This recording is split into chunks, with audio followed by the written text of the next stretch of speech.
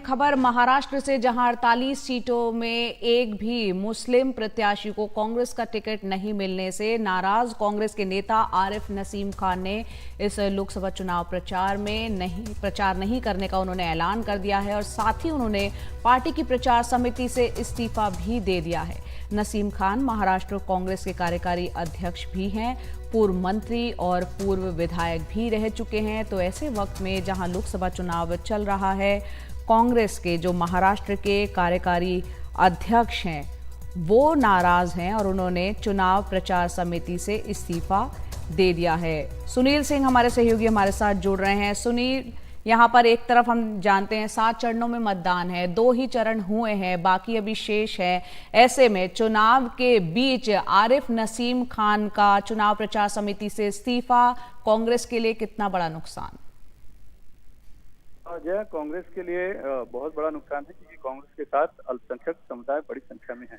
लेकिन उन्हें उम्मीद थी कि जिस तरह से साल 2019 में और इसके पहले के चुनाव में भी एक लोकसभा का 1 या 2 टिकट मुस्लिमों उम्मीदवारों को दिया गया था, नेताओं को, तो इस बार भी उन्हें मिलेगा। और बहुत उम्मीद थी कि उत्तर मध्य मुंबई की जो सीट है, जिस पर की हाल ही में मुंबई कांग्रेस की अध्यक्षा वर्षा गायकवाड़ को टिकट दे दिया गया, वहां पर कम से कम नसीम खान को टिकट दिया जाएगा। और ये भी कह दिया गया था कि उन्हें तैयारी के लिए ये भी उन्हें कहा गया था।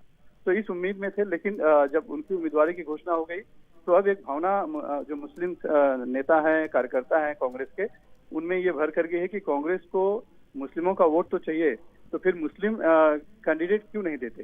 तो और नसीम खान का कहना है, जो उन्होंने मल्लिकार्जुन खड़गे को जो पत्र लिखा है उसमें साफ तौर से कहा है कि बहुत ही नाराज है मुस्लिम समाज, अलग अलग संस्थाएं उनसे लगातार उन पर दबाव बनाया जा रहा है, फोन किया जा रहा है और सभी पूछ रहे हैं कि कांग्रेस को क्या सिर्फ मुस्लिमों का वोट चाहिए, वो नेता नहीं दे सकते, उम्मीदवार नहीं दे सकते।